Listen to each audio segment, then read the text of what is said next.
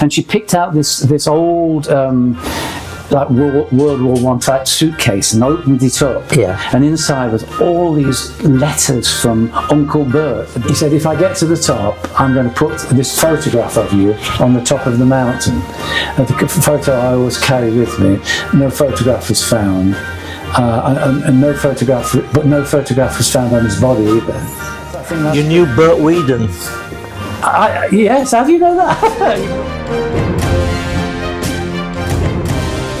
Glyn Bailey, welcome to the Lifecraft Conversations. Lovely to be here, Dave. Can you? Are you filming?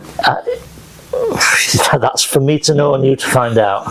And learnt my craft as a cabaret artist, but the best thing, I met my wife on a cruise ship. And I said to her, Annie, darling, what are you doing here? I thought you were back home with the kids. Get it? I met my wife on a cruise ship. The corny jokes are the best, aren't they? But seriously, I did meet my beautiful bride at sea. She's the love of my life. We have 2 grown-up children. Name is Annie, and I'd like to dedicate this song to her tonight. Annie's song. I could just do my whole act for you. So you have to say anything. It's good. You live in America now, but you were born in Nottingham. Yes, indeed. I was born in Nottingham, Robin Hood country, of course. And there's still a bit of, for those who don't know, there's still a bit of Sherwood Forest left. Do you remember Richard Green? I do. As a child, I used to be absolutely avidly. Every week I'd see The Adventures of Robin Hood, right, with Richard Green. And my dear mum, bless her, she made me a Robin Hood costume. She made it in blue. I was a bit upset with her. Mum, it's actually supposed to be Lincoln Green. She said, that's all the material I got. Blue was better than nothing. Anyway, she made me, and I put it on when it was on, and I really felt in the part, every week I'd watch The Adventures of Robin Hood with Richard Green. Not many people can remember that day. Robin Hood. And we're of the right age. Robin Hood. Robin Hood, Robin Hood, riding through the glen. Robin Hood, with his donkey. There's a spoof. Robin Hood, riding through the glen. Robin Hood, with his band of men, feared by the bad, loved by the good. Come on, David. Robin Hood. Dennis Moore. It's Dennis Moore. Robin, what? Do you remember Dennis Moore? Dennis Moore. Dennis Moore. Not Monty Python. Monty Python. That was a bit later, wasn't it, Monty Python? But yes, I'm from Nottingham. I don't know whether you want me to keep on track with it. I will. No, I want you to. Well, there's so much. There's so much. And Torville and Dean. I wrote a song for Torville and Dean, Do you want to know about that? Yeah, go on.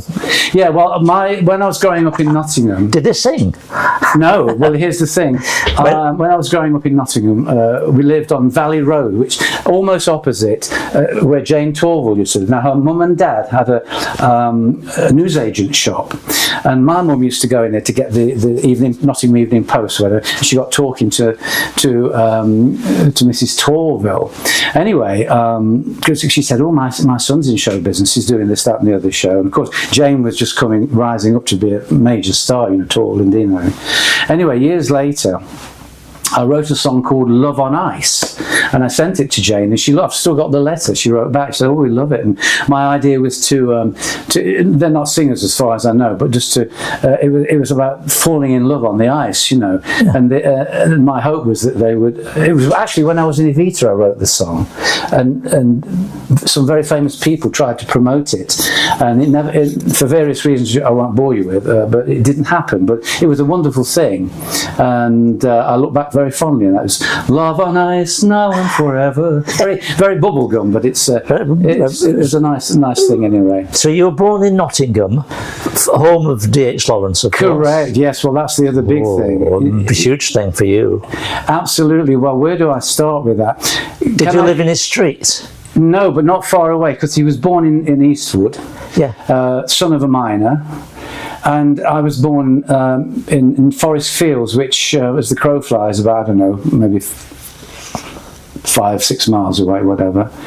And I was in the original London production of Evita, as I think I've told you and nearly everybody else. known or even met on the underground, whatever. I'll tell them I was in the original London production of Evita. And it was during that... Were you in Evita? I was in Evita. Yeah. I didn't play Evita. I couldn't get into that dress, you know. But no, it was a wonderful 3 years in Evita. You know, I worked with David Essex when he was there. He wasn't in the show then, but he did a musical called Mutiny, and he got a group of us who were in Evita at that time. Because David played Che Guevara. He was the original Che Guevara, but when I was in it, he'd left. Anyway, long story short, he got us all to do a concept album of a musical he wrote called Mutiny, which eventually ran in the West End. It was all about Mutiny on the Bounty. It was a really good show, actually. I loved it. But anyway, I was in Evita, and being in Evita really was, looking back, was the inspiration I had. So one day I want to write a biographical musical. And I was searching on what would be a good subject, you know. I specifically wanted it to be a bio-musical like Evita was. And I thought, D.H. Lawrence. And then the thought occurred to me, well, people...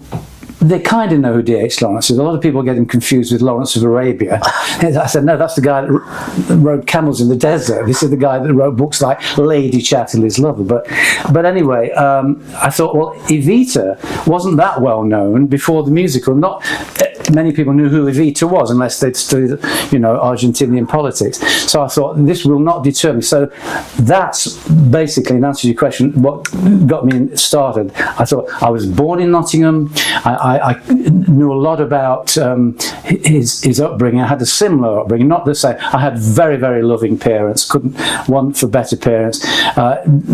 Lawrence had warring parents. They were a mismatch, and he was in the middle of it. He was very close to his mother, and the father was kind of a rough and ready miner. A good person, but, you know, a lot of tension in the house, etc., etc. But the early part of his life is what interested me, because I'd been growing up in that kind of same area, and so I said about it. It took the big mistake I made, and for anybody out there who wants to write a musical, listen to me here, because don't write the songs before you get the book. Before you know the story, don't start just writing the songs, which is what I did, because I was, I was so inspired. I was just so on fire with this whole thing. And the songs, we'll say, just kept flowing. People talk about how do you write songs. I know you were asking me a while about how do you write a song,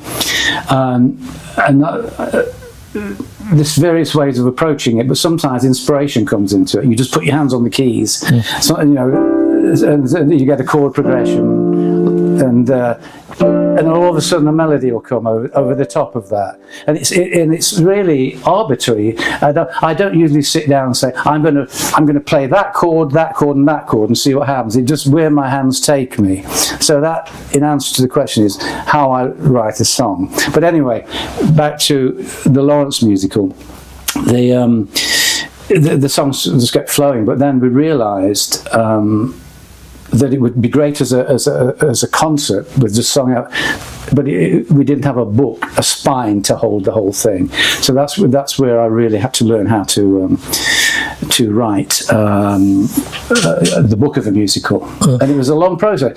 But if I may mention one of my co-book writers, Keith Thomas, we've had 7 productions of the show, one in New Orleans, which won an award for Best New Musical, which I'm very proud about.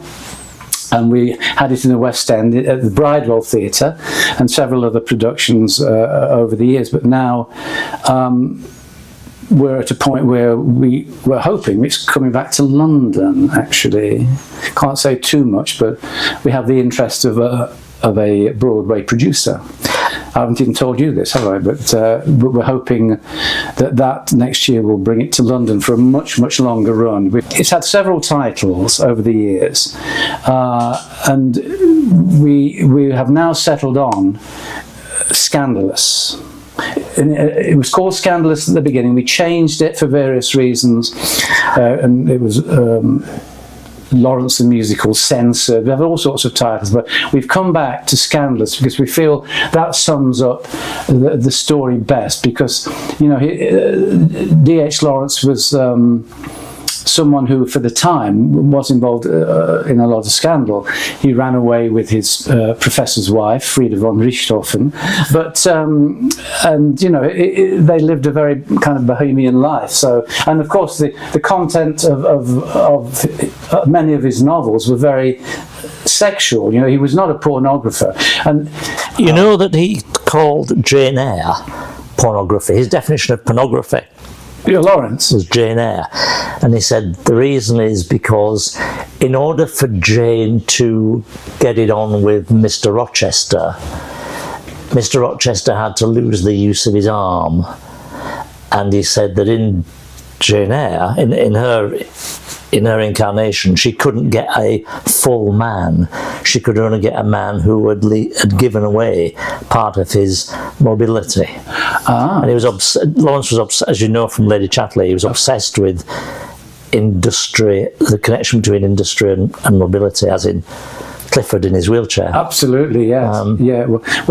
Clifford was impotent because of the war, wasn't he? And there are theories that at that time Lawrence was as well. Right. He'd become impotent, and in a way, Frieda was always very, even in her old age, she was very attractive to men. In her older age, should I say, she was, I think, very sexually active. One of the most difficult things about this conversation, Glyn, is that there are so many different potential routes. I'm a man for all seasons, or some seasons. Robert Bolt. Yes. You see, every time you say something, I know it's like a stream of consciousness, isn't it? I like Ulysses. So it's going to be called Scandalous. Yes. Which I think is a super name. Do you like that title? I like that title. I approve of that title. Good. It scans nicely.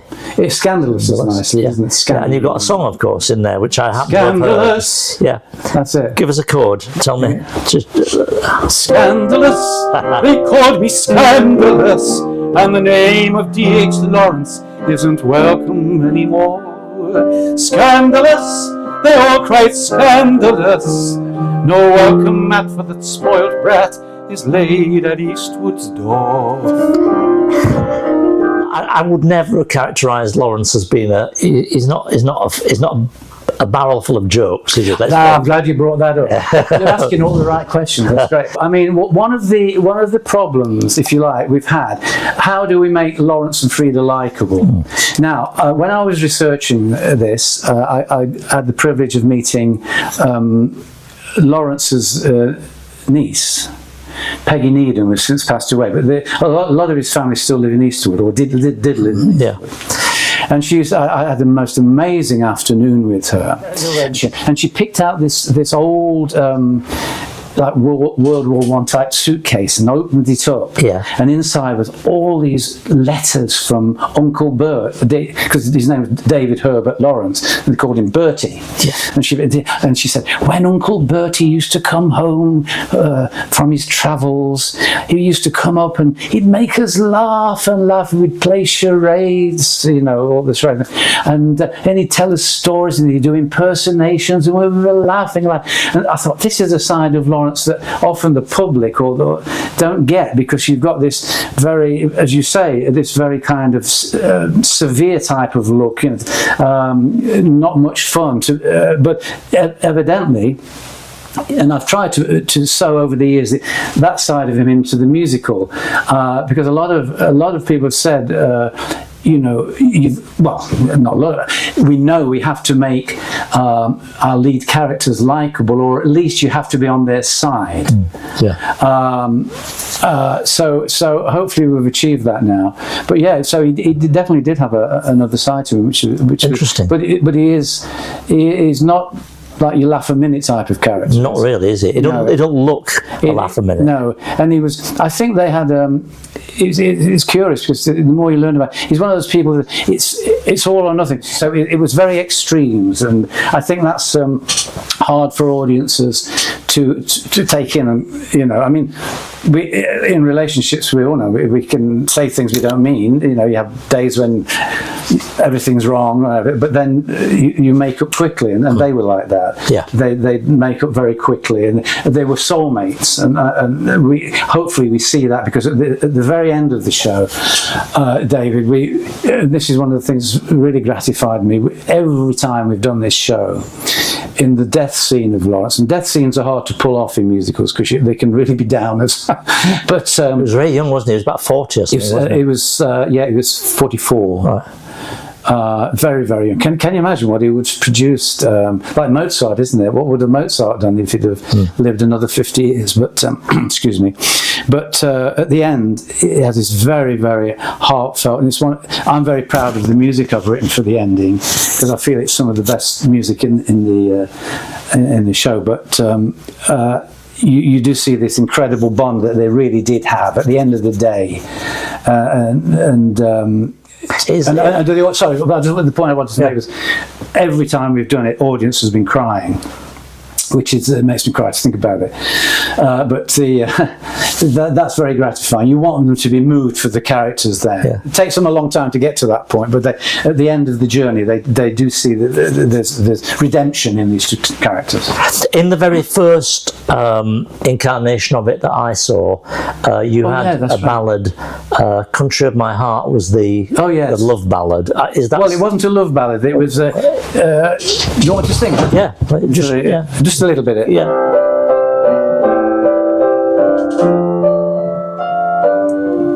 I stand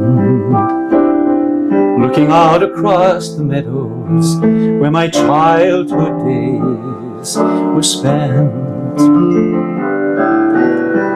My hand reaches out to touch this land I love, the country of my heart. I'll go to the chorus. So many places I have seen, but still I come back to the start, back home to where the world seems evergreen, the country of my heart. So that is a love ballad, but it's not for a person. It's for the country of his heart. Yeah. Lawrence called the countryside around. He had a love-hate relationship with Eastwood. When he was there, he hated it because of all the poverty, the mining, and the very first production we had of this. This is interesting. We did it at Eastwood Comprehensive School, which is now a theatre. I think it's called the Eastwood Theatre now. So I felt Lawrence's spirit, really. I mean, at that point, I was living, breathing, everything. Lawrence, you know, I just couldn't get enough of it. I wanted to breathe it in. And my dear family have been with me on this, and I must say thank you to them for this. Our kids were brought up with it, and my dear wife has supported me with this, and it's been a real passion, you know. So to do it in Eastwood was wonderful, and yes, on our Eastwood production, we were very fortunate because we had a Broadway star called Christiane Knoll, and Christiane. I'd met Christiane through a friend of mine who worked with her on the Broadway production. He played Jekyll in Jekyll and Hyde, and Christiane played Emma Carew, and Rob Evan, who played Jekyll. He'd done a lot of the early recordings, the demo recordings for my musical.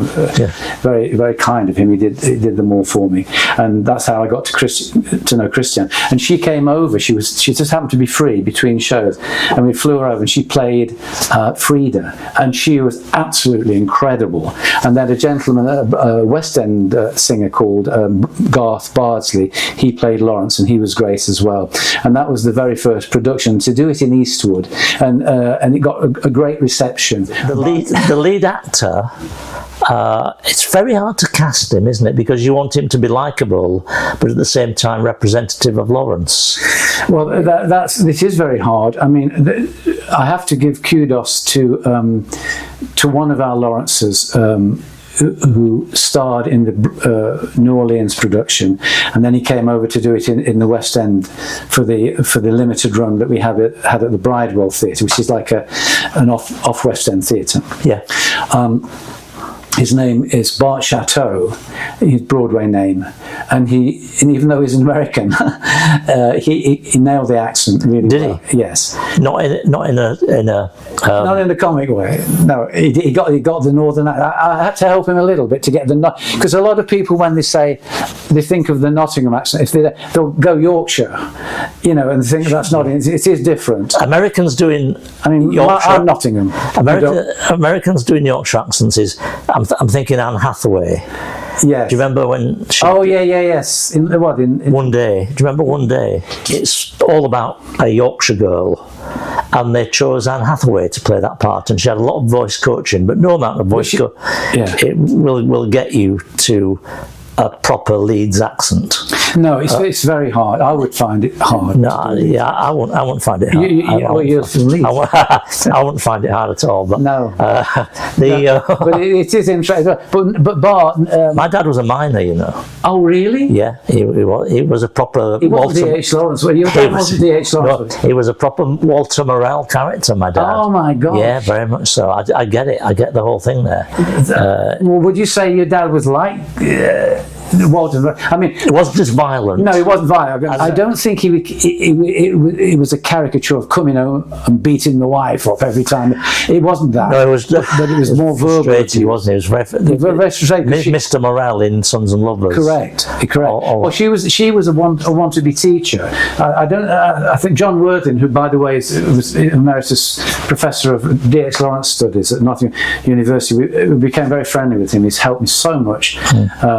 Over the years, when I've had a problem or a question, I could always write to John, and he's the guy, one of the top Lawrence biographers, and the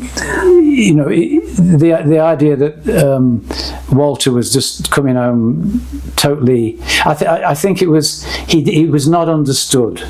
He was working class. Absolutely not. And Lydia, Lawrence's real mother, she when she saw him dance at the local dances, he swept her off her feet, all that. Yeah. But then when reality dawned, it was a mismatch. She was more intellectual, if you like. She wanted to be a teacher, and he was very down to earth, salt of the earth type, but it just didn't work, and Lawrence was caught in the middle of that. The one thing that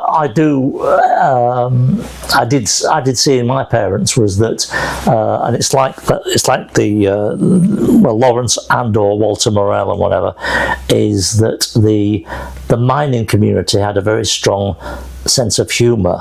Yeah. And my mum was very kind of from a different strata of society.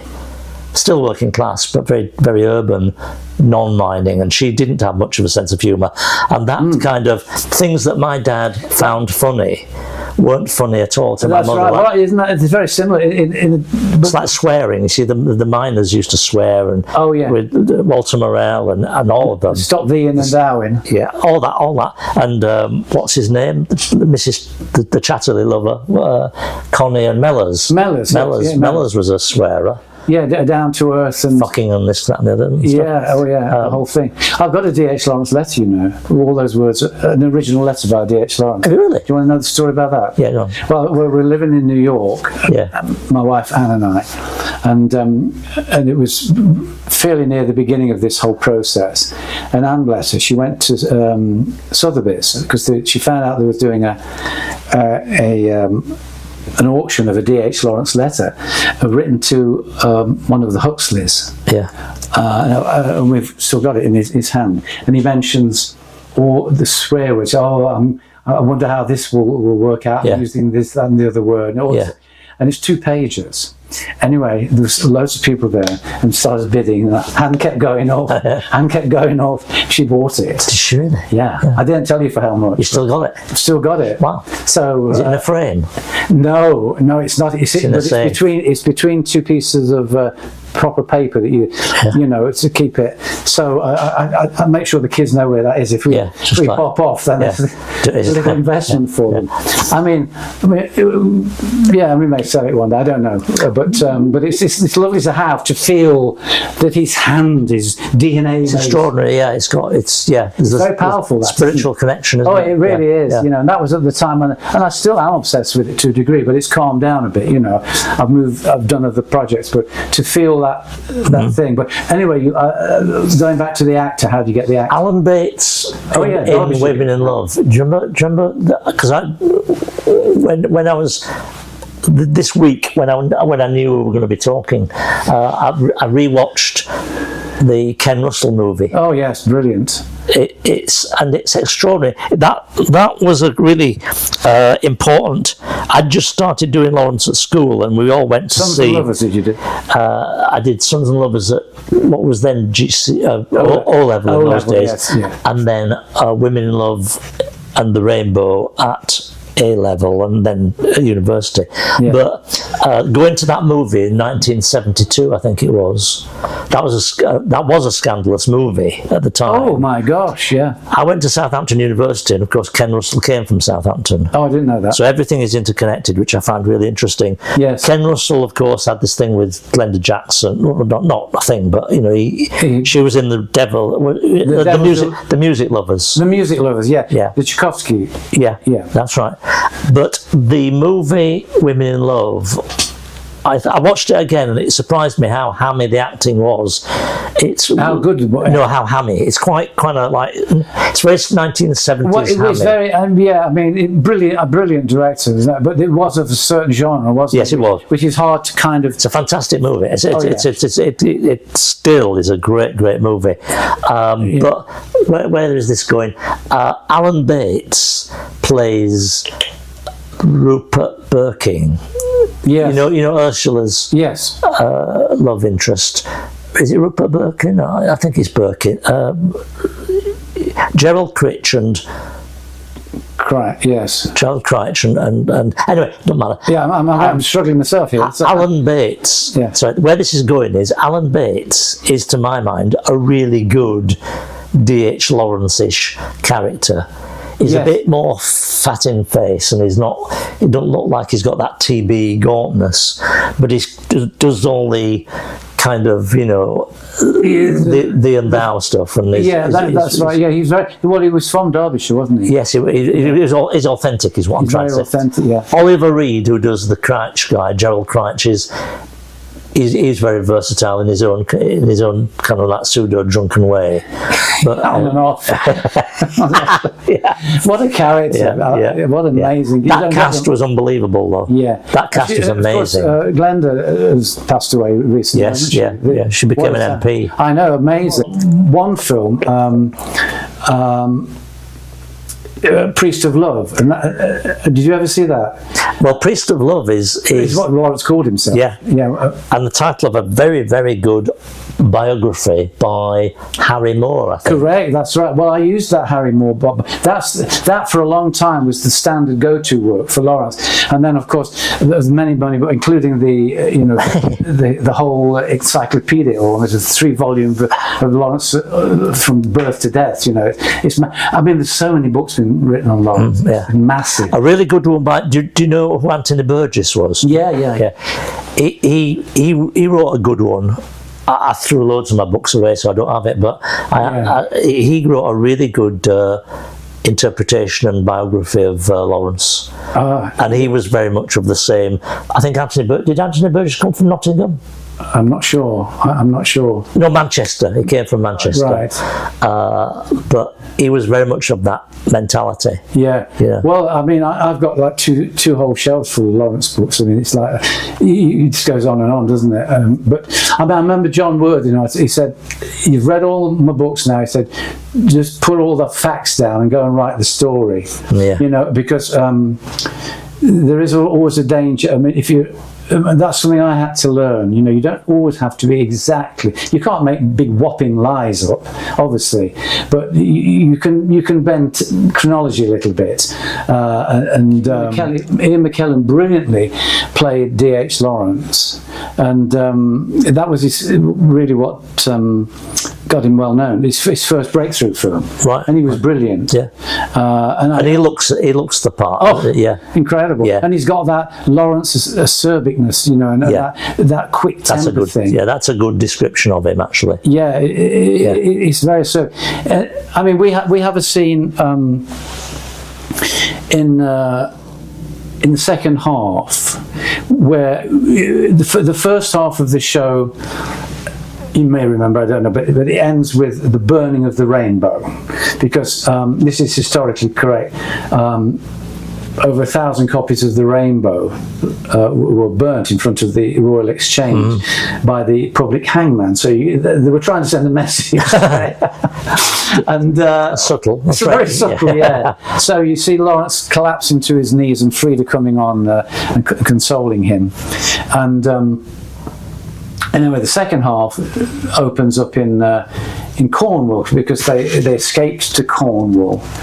And there, long story short, they were accused of being spies, because the First World War's on, and Frida being German, and she was a cousin of the Red Baron. So they accused her of spying, and Lawrence, for the Germans, which wasn't true. It's total fabrication. But what we see in that scene is them actually going hammer and tongs at each other. Because everything's collapsed. His books aren't going well. No one will publish, after Women in Love, no one will publish another Lawrence novel. You know, the penniless. Even though Frida was the daughter of a minor German baron, it was more by name than wealth. So she didn't inherit a ton of money from her father. So they were basically almost penniless. And so we see them, you know, how money can affect relationships and just the general trajectory of where their life was going. And they're having this terrible, terrible row. We've modified it a bit. We had him throwing food at each other. We took that out. I remember that. Yeah, yeah, you remember that? Yeah, it looked a bit pantomimical. I've heard about this, and you had an argument, I think, with was it with Keith or whatever, about what fruit you have to throw. you can't throw a cabbage, or what was carrots, it now? Was it carrot? Well, she comes into the room having picked carrots, which is freezing, and Lawrence comes in, and he said, "Where's the sticks for the fire?" And she said, "I thought get me some dinner." It's all just terrible from the beginning. Bring back you can't really throw a cucumber, can you? No, you can't. No. Well, she had carrots, but she threw carrots. But anyway, so it all ends where the army sergeant and the policeman come to evict them. Yes. This scene, and they realise, oh, we've got to leave, and we'll get away from Cornwall. We'll go away, and they go. Then the next scene is them going on this long journey, and they end up in Australia, going back to Australia, where things are looking brighter. And then America. It seems that the people in the New World have got broader minds, and in fact, it was funny enough. America published Lady Chatterley before England ever did. Which was pretty amazing, considering how puritanical America could be at that time. Well, Lady Chatterley not until '62, wasn't it? 1960. Yeah, that was the trial in the Old Bailey that I referenced. The servant's trial. Yeah. Would you allow your wife or your servant to read this? That was the worst line that the prosecution used, because nobody had servants. At least they did. It was silly. Nobody in the jury had it. So we have that. Of course, that kind of opens the show, and we open the show, not to give it away, but where the prosecutor is reciting all these words are not normally used in court, but he reels off the F word, the C word, which, funnily enough, now nobody bats an eyelid. I mean, when we first did the New Orleans production in 2009, we were really nervous because we were using the F word. You know, in the south of America, how's it going to go down? But it was okay. By and large, you heard a few like that, but now every Netflix film you see is effing blind, so it's nothing. So you have to go back to the whispering it to make it an effect. You can't. The C word is a little bit. You see, and I personally don't like to hear that. No, the C word. I don't know why it has that thing, but it's just disrespectful. It's still in Lady Chatterley, isn't it? Oh yes, I mean, we in the show, and this is almost verbatim. He lists how many times the word. Oh, he does. Yeah, that's right. I mean, yes. Yeah. In case this goes out to children, I won't say it, but somebody the counted. F word, the F word, 20 times, the C word. But in the days of pre-AI, some poor sod had to go through and count how many times the C word and the F word, and they with the blue pencil, you know, But that's how it starts, and then we move on, and Lawrence appears in the dock as a ghost, and kind of, and then we, as I say, we have the tour guide taking us through the story. So did he play the piano? No, his mum did, didn't he wrote a lovely poem called "The Piano." And I weep like a child for the.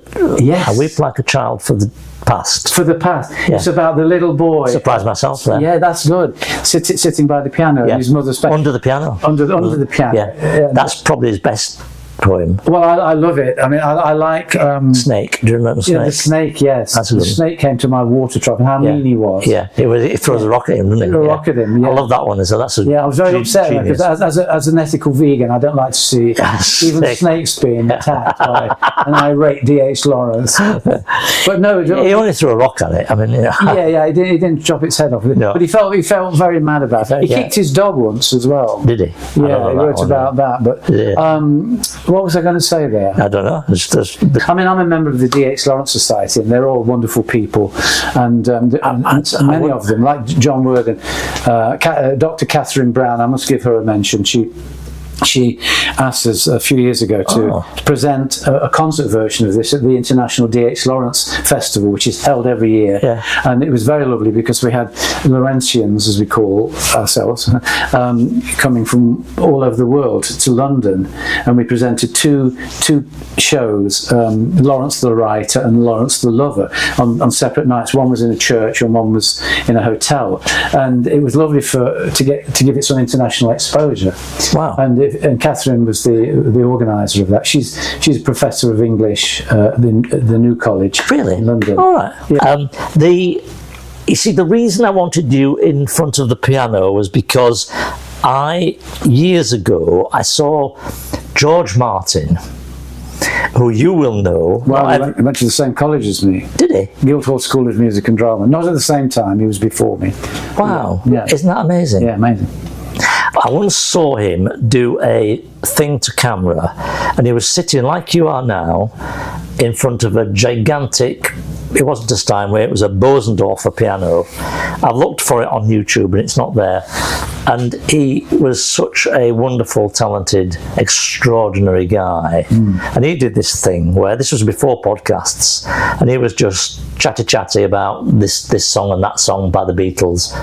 But he would have this wonderful conversation, and then every so often, very casually, swivel to his giant Bosendorfer and play a few chords and say, this is John and George, they did this chord, blah, blah, blah, blah, and play some chords. Yes. And then come back and say, I remember when, they were a bit, and then they'll go back to it. And that was... Well, he worked with them so intimately, didn't he? I mean, and I think they would have been famous no matter what, but he was certainly the right person at the right time, wasn't he? He understood them and he got the best out of them. But that was always I know it's not quite a Bosendorfer grand, and it's pretty good on a dark night with the wind behind you. It's nearly like that, and you're nearly like... I'm nearly like George Martin, aren't I? I went to the same college, but... Make it into a song. Turn it into a song. Go on, I challenge you to turn it into a song. Well, people ask me, they say, Glyn, how do you write a song? Do the words come first? But one song that I'm very proud of is this one. It almost came to me in a dream, actually. Yesterday, honest, it was me that wrote this. Sorry, Paul, if you're listening. No, people say, how do you write a song? And I say, oh, not that boring or question again, but I will answer it, because it's, when I say boring, it's not boring. It's just sometimes it's hard to actually say one way how you write a song.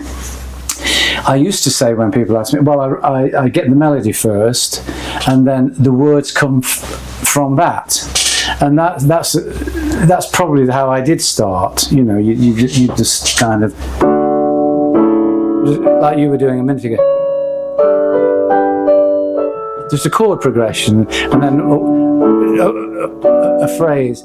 Look at you, how beautiful you are. Something that, I mean, that's, but just the words just come.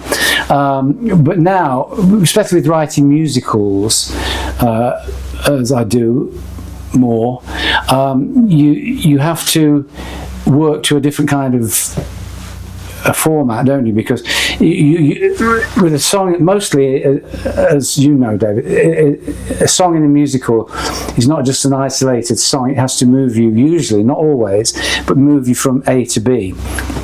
The character has to be in one place at the beginning of the song, and then emotionally or dramatically be in another place at the end of the song. So the song's function is to move the plot forward. Occasionally you get a song that just stands on its own and it's just there.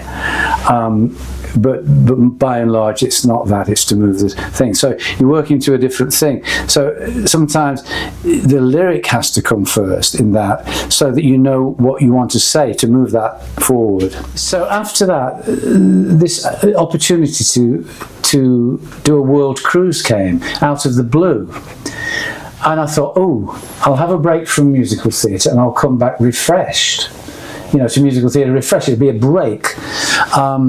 Anyway, I went on the world cruise and I found, oh, I like this. And it was, I found a niche, and over time I got really good at it. You know, I started to develop my own cabaret act, because as a theatre performer prior, I'd been used to being in shows, playing roles, and it's a very different thing to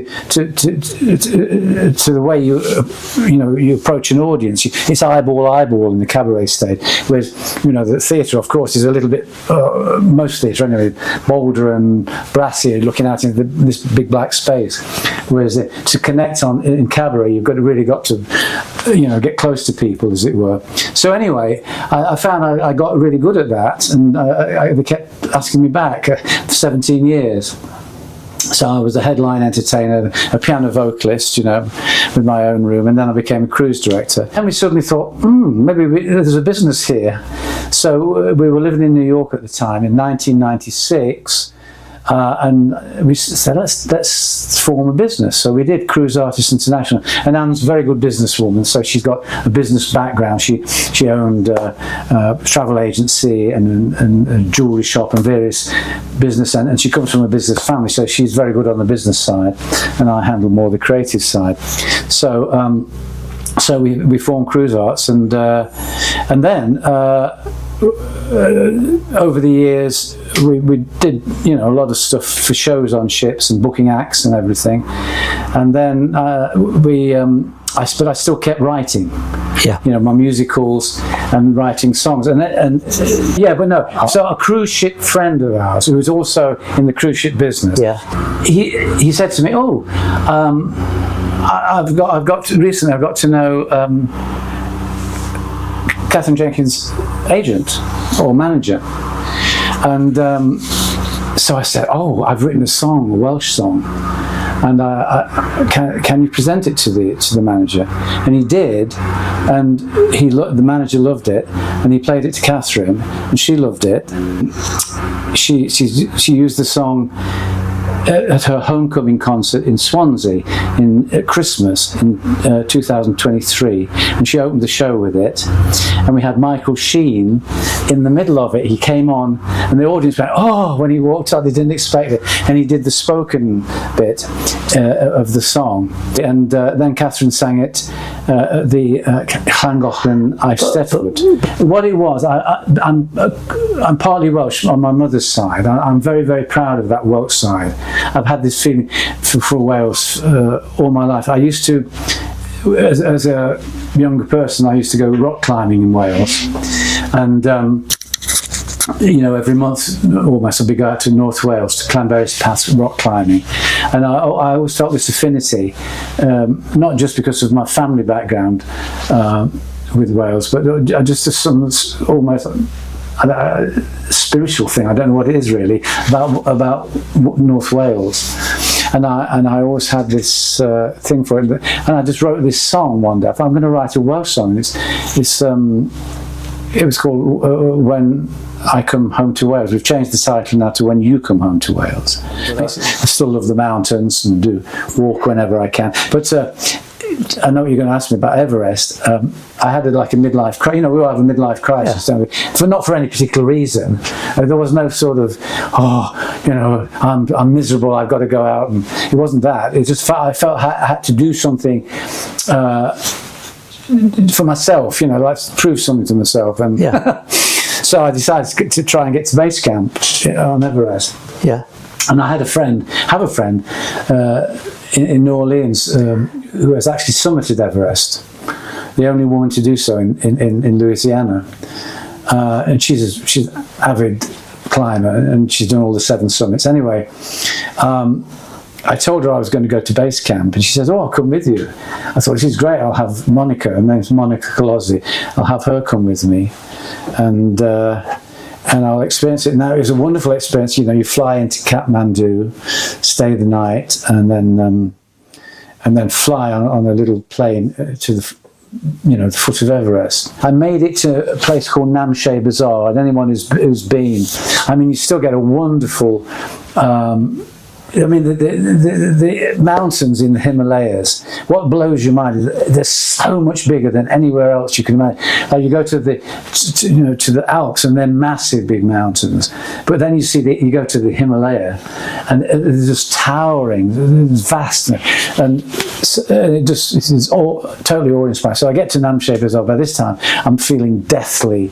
ill, and I think, looking back, I didn't think it at the time, but I had a little bit of altitude sickness, because a couple of times I felt really faint, and also I've got a video of me filming myself when I was, you know, at night time, and I'm talking almost gibberish. You know, like, and I look back and I kind of laugh. I think, no, you really had. So those two things combined, and I was with a guide. And he said, you better get off the mountain. I thought, oh no. But to be honest with you, I learned a lot about myself, to be honest, because half of me wanted to carry on, but maybe more than half of me wanted to get off.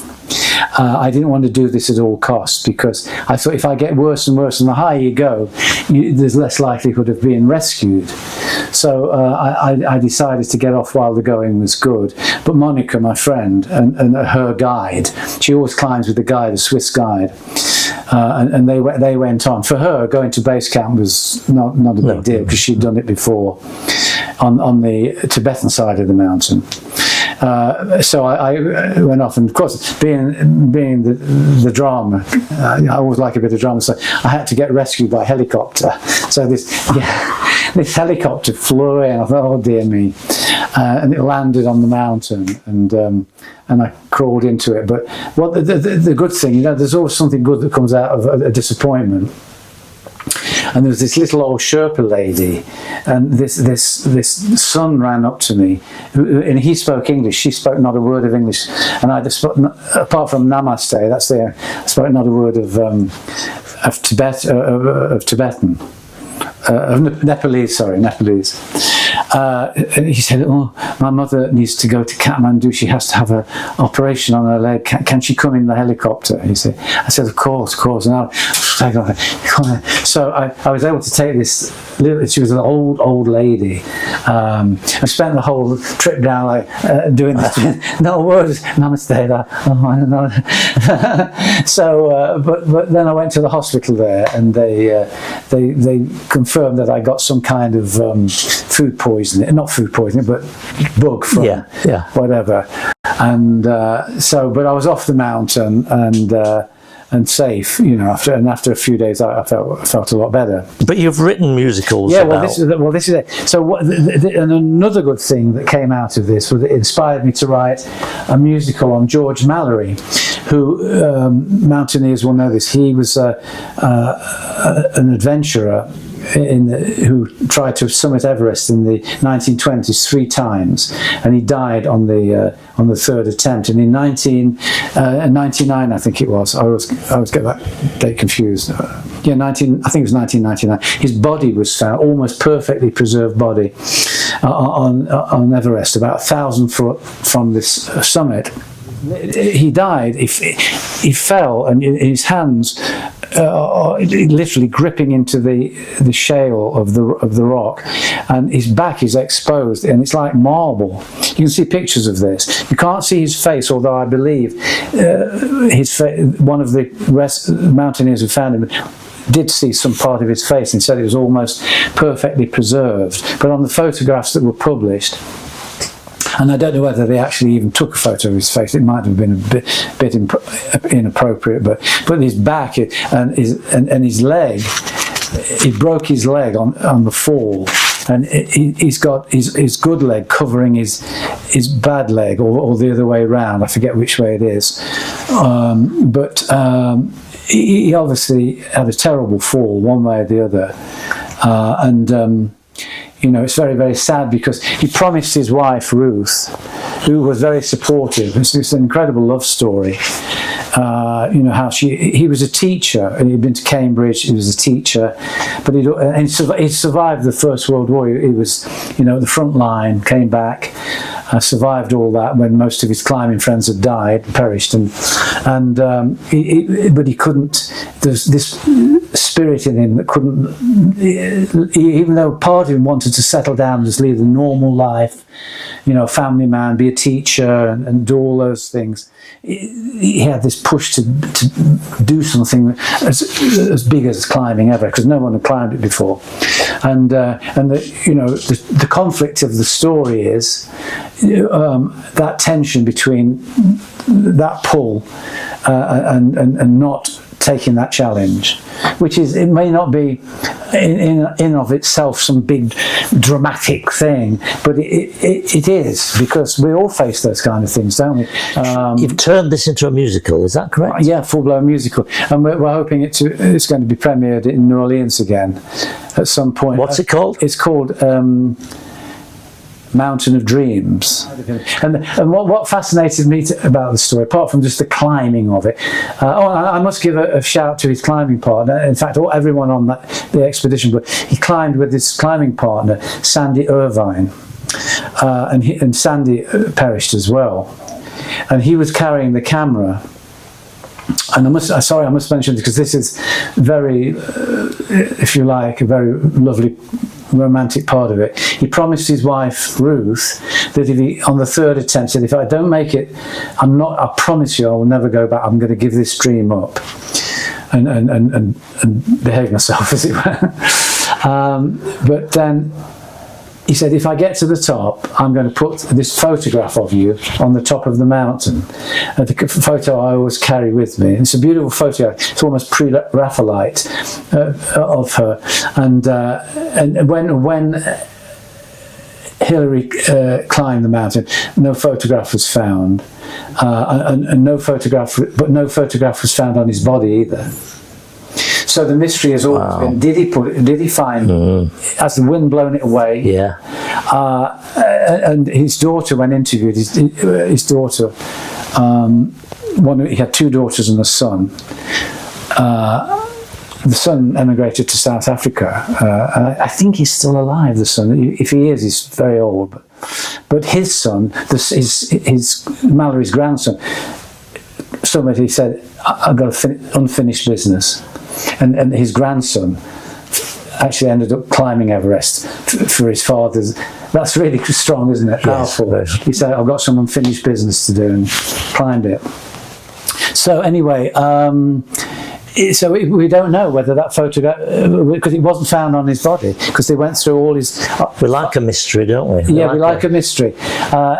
We still don't know. Now, Sandy Irvine, last year, I think it was either this year or last year, they found his foot in a boot. And that's all they've found of Mallory so far. But if they ever do find his body, and sort of people who've studied this, a whole foot, a proper foot. it was a skeletal foot. You see, Mallory, for some reason, well, it was so cold up there that his body was preserved like marble, and some parts of his leg had been pecked away by the vultures, but his back was incredible. You can see the outline of his skeleton and everything, and his hands have turned brown, but you see all the bones and everything. But if they do find Sandy Irvine's body, and he's the one that carried the camera, which would have taken the photograph of them on the top. So if they ever did, and Kodak, it was a Kodak camera, and if Kodak have said that all being well, it's possible that because of the extreme cold, the film could be preserved. Well, imagine what that would be worth. Oh. It's amazing. So, who knows whether the mystery has been solved? But it's very endearing. This is when my dear mum and dad passed away in many years ago. But I wrote a song for them as a tribute to them called "Love Lives Forever," and I did an album of 4 songs dedicated to them, and one of them was called "Love Lives Forever," and.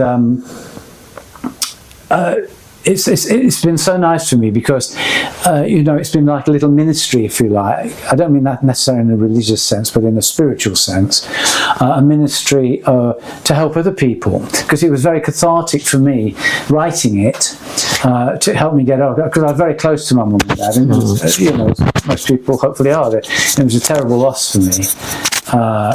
Were they in Nottingham? Oh yeah, in Nottingham. Yeah. My mum died of cancer, and my dad had Alzheimer's a couple of years later and passed away. So it was all within a short space of time.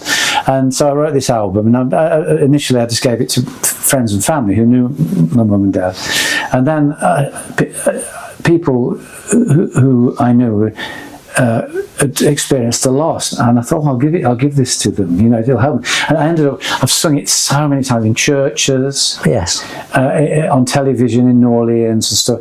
And recently, in my semi-retirement, I thought I'm going to extend this a little bit. So we had the lyrics done in beautiful calligraphy by a professional calligrapher, and the same calligrapher did this beautiful artwork, and it's on a scroll, and then there's so people can buy this, getting it in shops and everything, so they can buy this and frame it, or buy it with a frame, and it's been like it can help people during a time of loss, and it comes with the song, so they also get with it.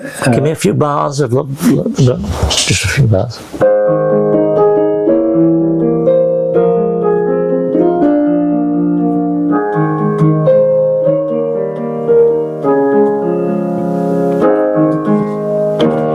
Beyond the pain, beyond the tears, beyond the hurt, the doubts and fears, beyond the days, the months and years, I will always love you. Then it goes to the chorus. For love lives forever,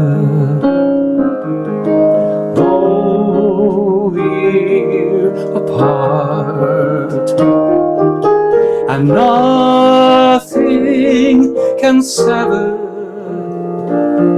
that love from my heart. Anyway, that you've got to keep doing stuff, no matter, even if nothing happens with it, even if it doesn't achieve what you want it to achieve. Just keep creating something, expressing yourself in some way that's really you and from the heart. Because no matter who we are, even if we haven't got any artistic talent in any way or music, we can still find ways to express ourselves in a good way that hopefully helps people. And even if it's only something you can, do it. Even if you're not an artist, draw something for somebody and say with lots of love, something, whatever it is, and give it out. And I think that's what you're asking, maybe underneath that question, is what you're trying to achieve. Just give something back. And I'm conscious that I've been very blessed in my life, in the big picture, and I'd like to feel that I can give a little back in some way, even if it's not in some massive way. And certainly that song and songs like it that I've written, I feel gratified that it has helped people, and that's basically it, isn't it? So I'm very happy that you've asked me to do this, because it's been an honour to answer hopefully some of your questions and to express myself in this way. So thank you very much, David. Glyn Bailey, thank you very much. Thank you, and good luck with everything, my friend. Thank you.